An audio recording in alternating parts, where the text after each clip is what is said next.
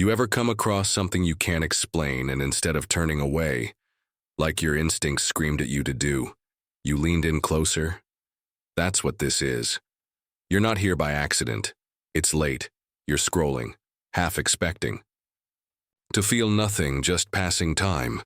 But this is a file that should have stayed buried. Something unmarked, unlabeled, sitting in the back of a dusty server, opened only because you, for some reason, had the eyes to see it. This story doesn't belong to headlines or documentaries. It's never been posted, never gone viral. You're not reading fiction. You're standing on the edge of something real, something raw, something no one has dared to speak aloud. And in the first 30 seconds of this journey, something will shift in you, like the snap of a bone you didn't know was broken until it reset the wrong way. It started with a question, one nobody in the room could even repeat after she asked, "Dushi?" A question so ordinary on its surface, so devastating in its timing, that it cleaved the atmosphere like a quiet scream. It wasn't shouted, not dramatic, just whispered, almost apologetically. "Do you have any leftover food?" That was it. That's all she said, not, "Can you help me?" Not, "I'm hungry." Just those 7 words, delivered by a woman with cracked glasses held together by tape, standing outside the glimmering heart of downtown Chicago in the biting wind, her coat 2 decades old and her eyes. Her eyes were what stopped him. Derek Langston, CEO of one of the fastest rising black-owned tech startups in America, was walking out of a luxury fundraiser that night. His suit was tailored in Milan, shoes custom-stitched in New York, and his mind was still humming with deal terms and digital rollouts. He was not the kind of man who heard requests like hers. Not anymore. Not since the boardroom replaced the barbershop and his calendar became a graveyard for spontaneity. But her voice didn't ask for attention. It arrested it. It pulled something deep from inside him, something he'd locked away after his brother died in a county jail holding cell for a crime he didn't commit. Something raw, something ancestral. At first, he tried to ignore it. He stepped past her, like everyone else. But 3 blocks later, her voice replayed in his mind. Not the words, but the tone. Not desperation, but dignity. He turned back. He couldn't explain why. He just did. And that was when everything, the story, the reality, the very air around him, began to fray. She was gone. He scanned the sidewalk. Empty. Just wind and winter and silence. The kind that presses in on your ribs like it's trying to listen to your heartbeat. He asked around. The valet, a couple waiters still cleaning up from the event. No one had seen her. No one even remembered her standing there. But he had. He knew she was real. And in that moment, logic felt like a fragile lie. Derek didn't go home. Not right away. Instead, he drove through the city, eyes open for Hannah, a glimpse of her. Tattered coat, slow walk, head down. Something about her haunted him, and not in a poetic way. No, this wasn't guilt or saviorism. This felt like a warning, like she had whispered something meant for him. Something only he could hear. At 1:17 a.m., just as he was about to give up, he spotted her turning into an alley off West 79th, a place he hadn't driven through in years. It was the kind of street that carried the weight of generations. Corner, murals fading under rain, broken stop signs, kids' laughter echoing like ghosts. He parked half a block away, stepped into the cold, and followed. She moved slow but steady, like someone used to going unnoticed. He didn't call out.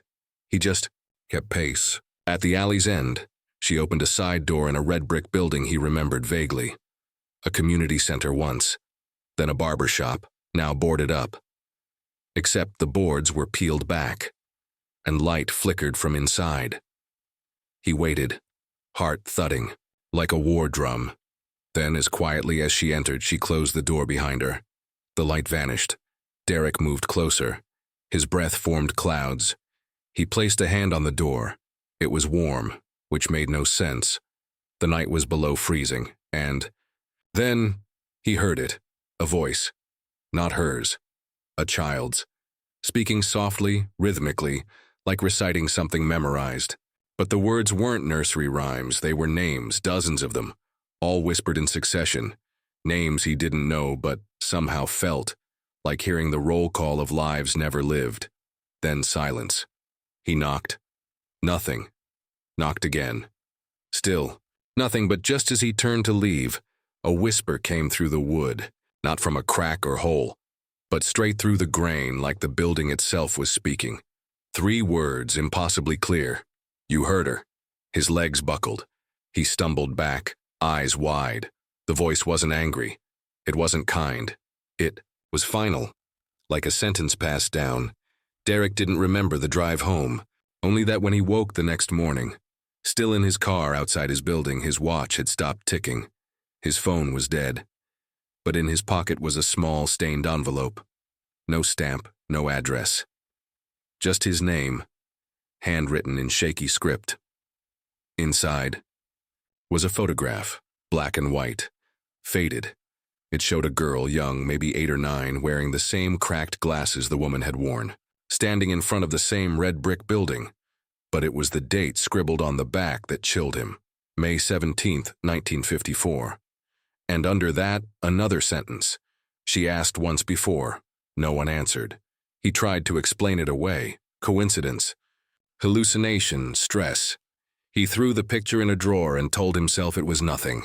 But the next night, as he stood by his kitchen sink, the faucet began to drip, steady, rhythmic. He tried to tighten it. Still it dripped. Then, it stopped completely, and in the silence that followed, his TV turned on by itself. Black screen. Then, white text appeared. You followed, now you see. He tried to shut it off. Nothing worked. The remote, the cord, useless. Then a voice crackled through the speakers. A woman's voice. The same one from the alley. This time she didn't ask for food. She whispered his mother's name. His mother, who died 10 years ago and had never lived in Chicago. His mother, whose name no one in this city should have known. Then the screen cut to black. No static. Just absence. That was when he knew. This wasn't about charity, or kindness, or hunger. This was about truth. The kind that hides in plain sight until the wrong person asks the right question. He began digging. Old files, historical records, newspaper clippings buried in libraries. That building had once been a shelter for displaced black families during the Great Migration. A woman named Mabel Jordan ran it. She vanished in 1955, no trace, no body. Just a note found in her office drawer. No one hears them, but they keep asking. The deeper he looked, the more his life unraveled. Emails from unknown senders with timestamps that didn't exist. Dreams that bled into waking hours. A photograph on his office desk that he never placed there, showing him as a boy, standing beside a woman he couldn't name, wearing those same broken glasses. Then, last Thursday it happened. He walked into a board meeting. Everyone turned to look at him, except they didn't recognize him. They called him by another name, treated him like a guest. Someone had taken his seat wearing his suit, answering to his title.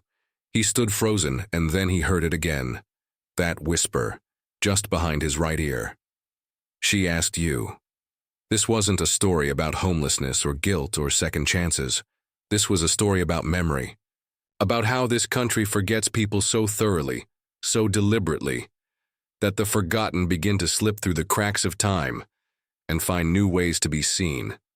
Now you're here, and now you've heard her too. But before you try to walk away, before you think you can close this tab or click to the next video like none of this ever happened, answer this. Why did the baby down the hall say your name last night? Before it was ever born? And why did it say hers too? Because she's not done asking and she knows Eli, you're listening. The baby hadn't cried. Not once. That's what woke him up. Derek sat upright in bed, heart pounding. Not because of noise, but because of the sudden and overwhelming absence of it. There were no city sirens outside. No plumbing rattle in the walls. Not even the ambient hum of the refrigerator. The silence was pure. Unnatural. Thick. He couldn't remember falling asleep. Couldn't remember even coming home. The last thing he remembered clearly was the whisper in the boardroom, and the way no one had looked him in the eye after. That the silence was broken by a soft static click, then another, like the sound an old cassette tape makes when it resets. He scanned the room. The light from his TV pulsed. Black screen, no input. His mouth was dry, and his hands trembled slightly.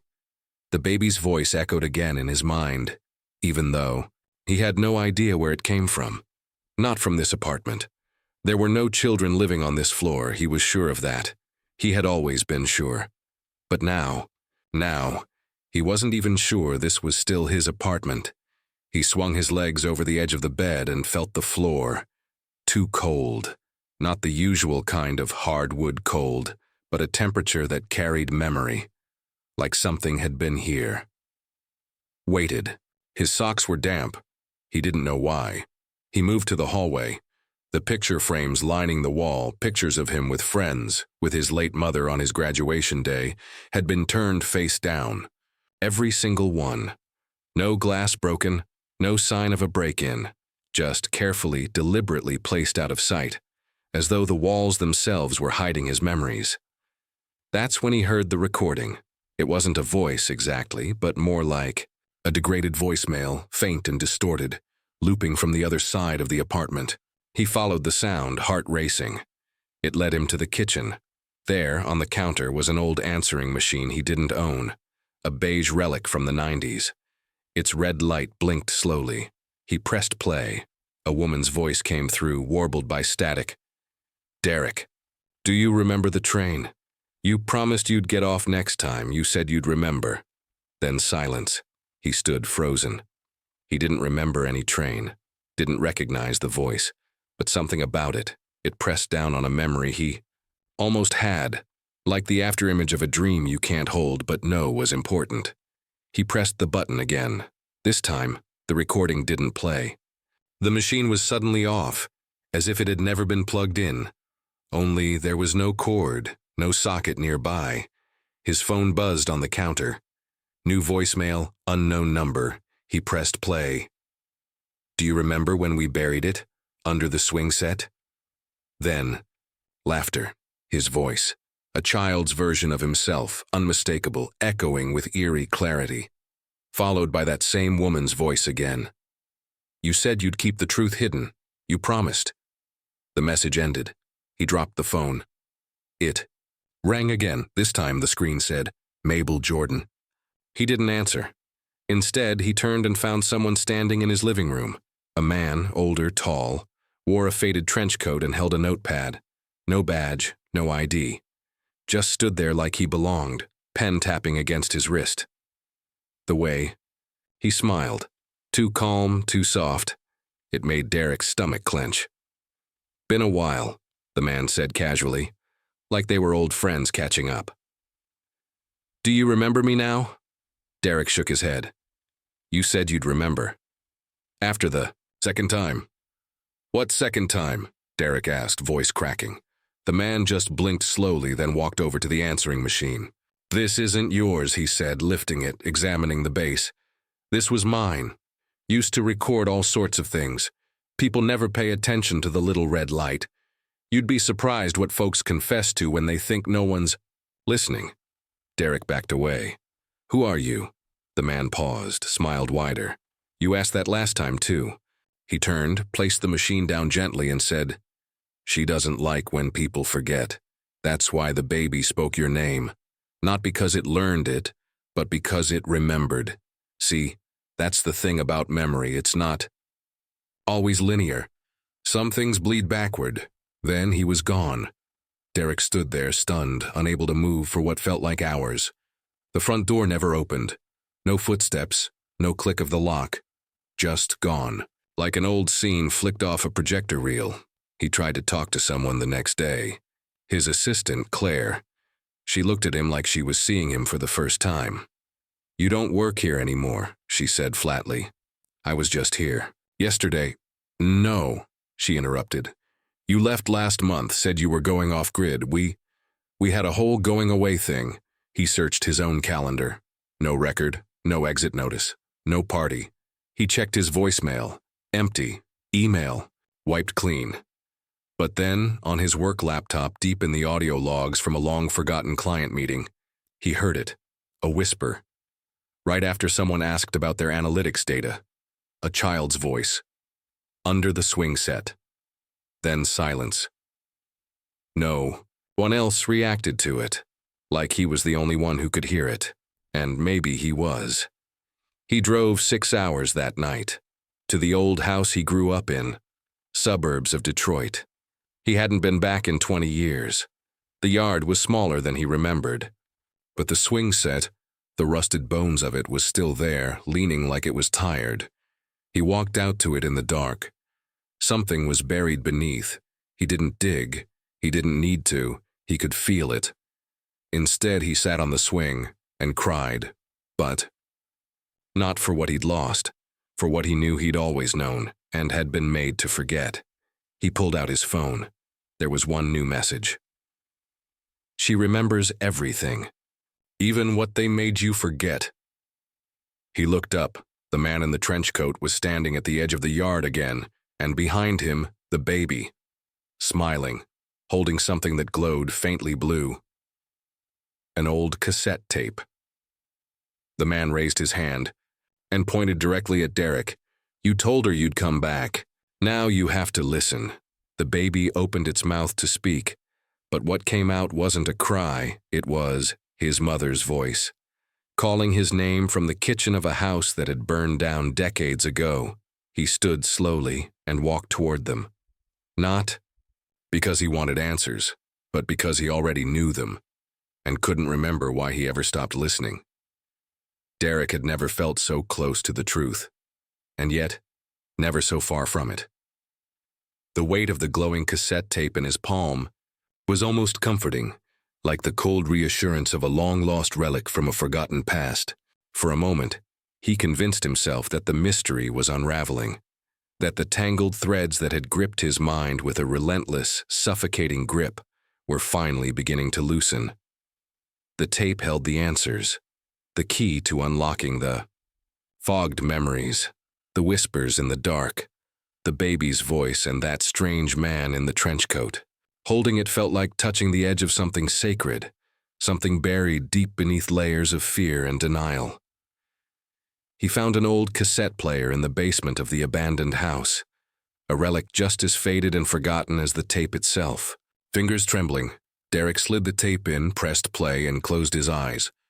What poured out was a chilling recording, an eerie echo from years long past, voices speaking in low, urgent tones, a woman's voice calling out a name that sounded eerily like his own, pleading for secrecy. Then a man's voice cut in sharply. It's done. No one will remember. We buried the past. The sound of a shovel scraping earth followed, almost vivid enough to smell damp soil. And then the baby's voice again, unmistakably his own as a child, whispering, "Under the swing set." For the first time in years, Derek felt like he was peeling back the layers of a buried truth, the kind no one ever wanted to see. The mystery wasn't supernatural, or so he thought. It was a dark secret from his childhood, something he had blocked out, something someone had erased from his mind, a glitch in the memory that had led him here. The past and present were collapsing into each other, but finally, they made sense. He was not crazy. They had lied to him. Someone had buried a secret beneath that swing set, and he was meant to forget it, meant to live in oblivion while the truth festered beneath the surface. He felt relief, but it was short-lived. The memory was clearer now, but its edges shimmered and wavered like a mirage. Then, in the corner of his eye, a shadow flickered. Derek turned abruptly, heart hammering, but there was nothing, just the empty room, stale and cold. He pressed rewind and played the tape again. This time, a new, faint layer emerged beneath the voices, a rhythmic tapping, almost like footsteps pacing back and forth, steady and unyielding, slow and deliberate. But it didn't sound human. It was a clicking, mechanical yet alive, like a heartbeat out of sync with time. His vision blurred as the room seemed to pulse, the walls closing in. The comforting past he'd just uncovered twisted into something far darker, a memory glitch, a corrupted file of his own mind. The faces in the faded photographs lining the basement walls suddenly looked unfamiliar, their eyes hollow and accusing. The air thickened with a presence that had been watching all along, silent, patient, and unforgiving. It was not a person, not a ghost, but something psychological, an atmosphere that pressed against his sanity like an invisible weight. It thrived on the spaces between memories, the lost moments no one talks about, the hidden truth lurking beneath every conscious thought. Derek staggered back toward the stairs, desperate to escape the oppressive darkness. His phone buzzed, illuminating a new message on the cracked screen. It was from Claire. "You're not crazy. They lied to you, but you don't know the whole story yet." No signature, no explanation. He hurried upstairs, heart pounding, and stopped dead at the door. The front porch light flickered wildly, casting grotesque shadows. And there, in the darkness, stood the man in the trench coat, smiling. But this time his eyes were not calm. They were wild, gleaming with something hungry, something ancient. Behind him, the baby's ghostly figure flickered and dissolved, leaving behind only a faint echo of that haunting whisper. "Remember, remember." Derek's breath caught. Something was wrong, terribly wrong. The tape, the voices, the swing set, they were only a part of a larger nightmare. The truth wasn't just buried beneath the earth. It was buried inside him, insidious and alive, waiting to rewrite the story he thought he'd uncovered. As the porch light died completely, plunging everything into darkness, Derek's phone screen went black. Then, just before the silence swallowed the night, a new message appeared, one that shattered every assumption he had made so far. "Look again. You missed the beginning." And in that moment, every memory, every whispered secret, every shadow in the frame begged him to rewatch the entire story, not as a search for answers, but as a reckoning with what was never meant to be seen. Because the danger that had been watching from the start was not out there. It was inside, waiting, watching, and it had been telling the story all along. They say the mind is a fortress, but what if the gates have always been ajar? Derek wasn't alone in this, far from it. Somewhere, out there, others like him stirred awake in the shadows, feeling the tremors beneath their own skin, hearing the faint, fractured whispers that threaded through dreams and waking hours alike. They watched silently, connected not by coincidence, but by the invisible web of a secret so old and sprawling, it had woven itself into the very fabric of their identities. You might even be one of them, reading this with a tightening chest, sensing the unspoken code hiding in plain sight. Those strange symbols you've seen flicker on screens, or the inexplicable déjà vu that crashes over you like cold water. The kind of moments that don't just fade but leave a scar. There's a language here. Cryptic messages etched into forgotten corners of digital space. Brief flashes of a number sequence in a news ticker, half-erased graffiti on an overpass, that faint tapping pattern repeating in a song's background track. You may have thought it random, meaningless static, but no. It's a map, an invitation, a key for those who know how to see. They call it the found footage from 20 years ago, because somewhere, locked away in a government vault that was never meant to be opened, lies the original recording, one that was never released, one that holds the blueprint of everything wrong, everything erased, everything denied. The tapes that show not just the incident, but the way the world changed afterward, how people started disappearing without a trace, how memories began to glitch like corrupted files. And here's the thing about memory. It isn't just a record. It's a battleground. When you lose control of it, when the lines between what's real and what's planted begin to blur, you start to question the very essence of who you are. Are you still you if the stories in your head aren't your own? What if your identity is nothing more than a patchwork, stitched together from fragments selected by forces you will never see, but who have always been watching?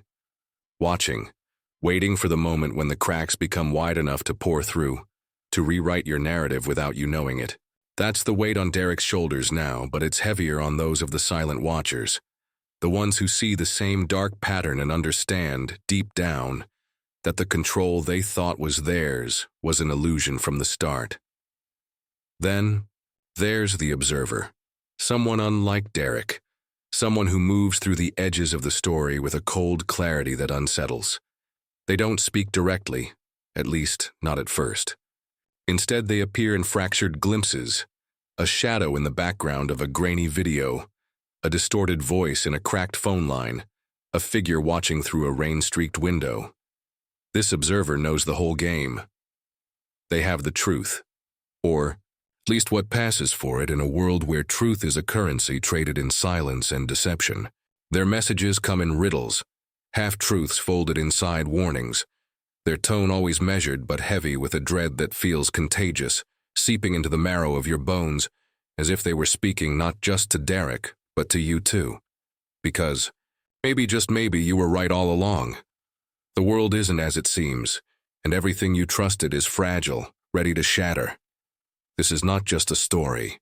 It's a slow unraveling of the mind's deepest fears, an exploration of the invisible forces that manipulate what you remember, who you become, and how much control you really have. The watchers are many. Their reach is long.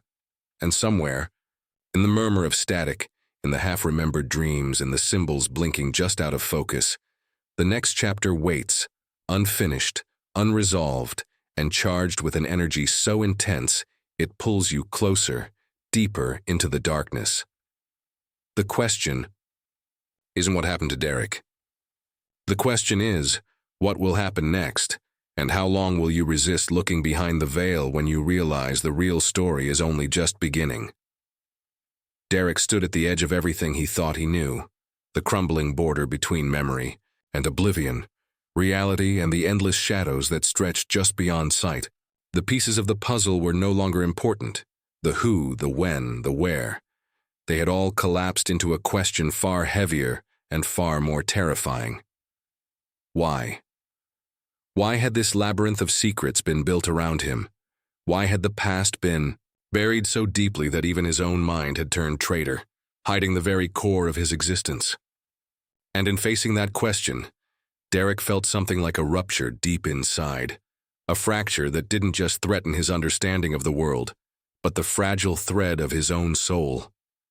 There was a moment, quiet, raw, and utterly human, where he realized that truth was no longer a prize waiting at the end of the journey, but a double-edged blade, ready to sever him from the comfort of ignorance or bind him to a fate he might never recover from. The voices in his head softened.